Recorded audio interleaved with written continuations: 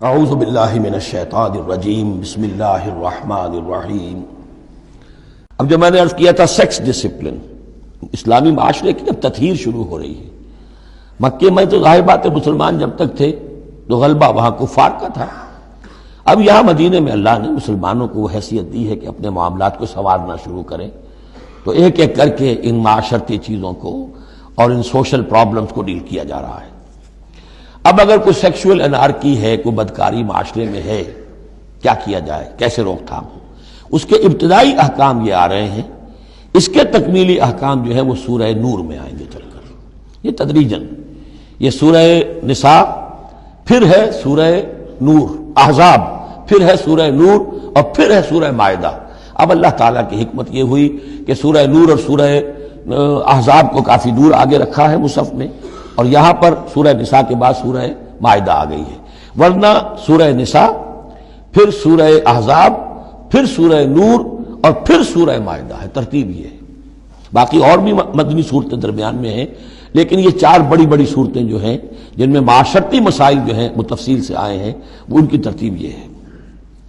واللاتی یاتین الفاحشۃ من نسائکم، اور وہ عورتیں تمہاری عورتوں میں سے جو کوئی کسی بے حیائی کا ارتکاب کریں، فاستشہدوا علیہن اربعۃ منکم، تو پھر گواہ بناؤ، گواہ لاؤ ان پر تم میں سے چار۔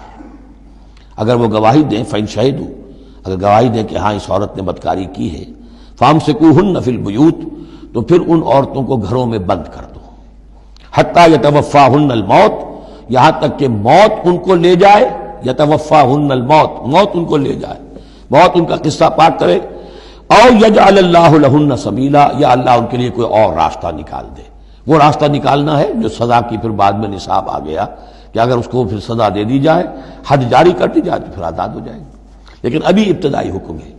یہاں معلوم ہوتا ہے کہ یہ ایسی لڑکیوں کا یا عورتوں کا تذکرہ ہے کہ جو مسلمانوں میں سے تھیں لیکن ان کا بدکاری کا معاملہ کسی یہودی سے ہو گیا ہو یا کسی ایسے شخص سے ہو گیا ہو جو ابھی مسلمان نہیں ہے، تو یہ ان کا یک طرفہ کہ ہے وہ کوئی مسلمان لڑکی یا خاتون جس کا معاملہ ہے، لیکن دوسرا جو پہلو ہے، دوسرا جو اس عمل کا جو شریک ہے وہ غیر مسلم ہے۔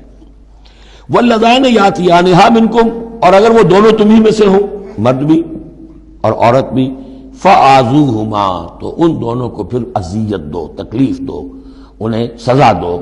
فإن تابا واصلحا، پھر اگر وہ توبہ کر لیں اور اصلاح کر لیں، فأعرضوا عنہما، تو ان کو چھوڑ دو۔ ان اللہ کان توابا رحیما، یقیناً اللہ تعالیٰ بہت توبہ کا قبول فرمانے والا اور رحیم ہے۔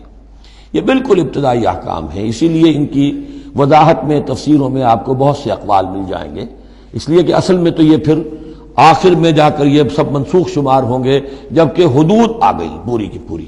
جیسے کہ وصیت کا وہ حکم جو سورہ بقرہ میں آیا تھا وہ اب ساقط ہو گیا جبکہ قانون وراثت آ گیا۔ اب وہ آیت آئی ہے کہ جو بہت بڑی حکمت کی آیت ہے، جس کا حوالہ اس سے پہلے بھی میں نے کبھی دیا ہے۔ انما التوبۃ علی اللہ للذین یعملون السوء بجہالۃ، اللہ کے ذمے ہے توبہ قبول کرنا ایسے لوگوں کی جو کوئی برا حرکت کر بیٹھتے ہیں جہالت اور نادانی میں، ثم یتوبون من قریب، پھر فوراً توبہ کرتے ہیں۔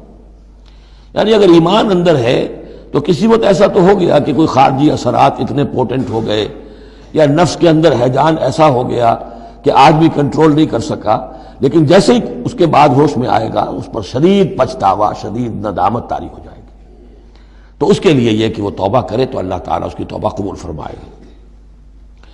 فاولئک یتوب اللہ علیہم، تو اللہ تعالیٰ ایسے لوگوں کی توبہ قبول فرمائے گا۔ وکان اللہ علیما حکیما، اللہ تعالیٰ علیم اور حکیم ہے۔ ولیست التوبۃ للذین یعملون السیئات، ایسے لوگوں کا کوئی حق نہیں ہے توبہ کا کہ جو اپنی برائی حرکتیں کرتے رہیں، حرام خوریاں کرتے رہیں، زندگی بھر عیش لوٹاتے رہیں، حتی اذا حضر احدهم الموت قال انی تبت الآن، یہاں تک کہ جب موت کا وقت آ جائے تو کہیں کہ اب میں توبہ کرتا ہوں۔ یہ توبہ نہیں ہے۔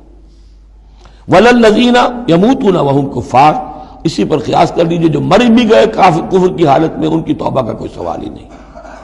اولئک اعتدنا لهم عذابا الیما، ایسے لوگوں کے لیے تو ہم نے دردناک عذاب تیار کر رکھا ہے۔ صدق اللہ العظیم۔